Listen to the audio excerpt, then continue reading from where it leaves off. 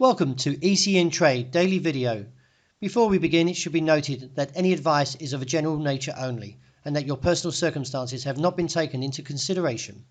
Hello everyone, my name is Rob Clayton and thank you very much for joining me.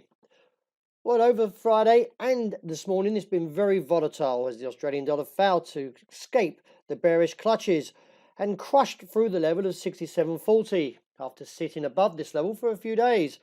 Clearly from the posted weakness and keeping an eye on this candle because it at present is a hammer which could be in terms of a bullish sign, but depends on where we close tomorrow morning. Trouble kicked off ahead of the Fed Powell speech on Friday after China stole the spotlight and announced it would impose new tariffs on 75 billion worth of US goods.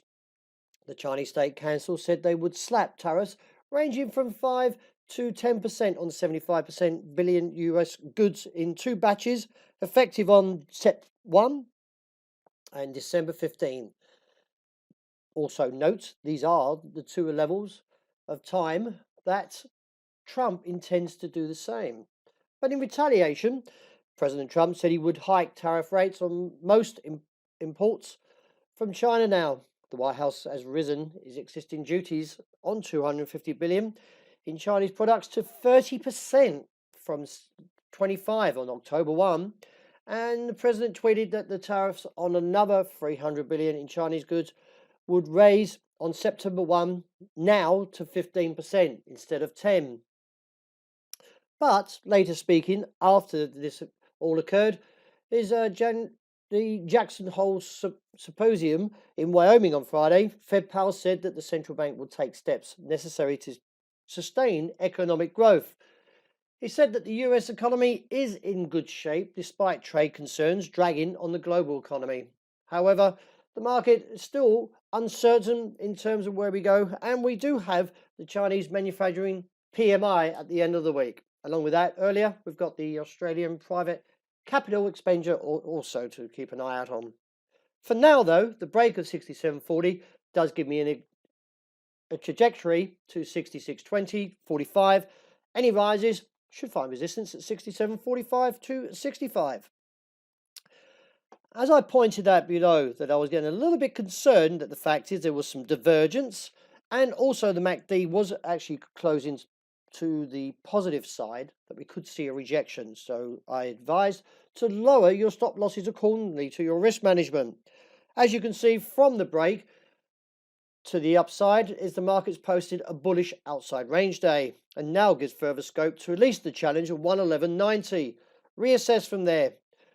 It is concerning the fact is that this is a very strong candle. Now a break above 111.90 would give further scope to 113 figure 50. So I shall refrain from selling any around this level for the moment, due to the fact is that I'm finding that the technical implications are a little bit over the bullish case. So let's see what happens in the next 24 hours. Dollar yen rejects that level of 106.80.90 and plummets to a bearish outside range day and now reaches its objective of 104.80. That being said, though, the market is still posing a threat to the downside from a technical point. We've got an ADX just trending and the marriage between the RSI and the MACD. So therefore, close under 104.80 will give me a target roughly to 102.60.80. A very strong surge, and finally we get this market move. It is assessed that we could be looking at a possible inverse head and shoulders. We've got a shoulder, head and shoulder, and therefore the measured move now gives us a target somewhere close to at least to 123.5, but we've got to clear this level of 122.90.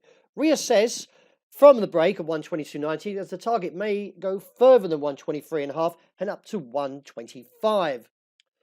Support on the day is seen at 121.60.80. The gold outlook remains to the upside after posting a fresh high around 1,540. It is assessed that further risk to the upside is seen if we break 1,560, because this will give us a target of 1,600. Looking on to oil, the market has posted further weakness since the doji, the rejection from 57, and now looks towards a level of 51. a barrel. Reassess from there. Any advances should fail because the MACD and the RSI is relatively negative. Well, that wraps up for today. Thank you very much for joining me. And as always, look out for the intraday report and hope you enjoy the great start to this new day.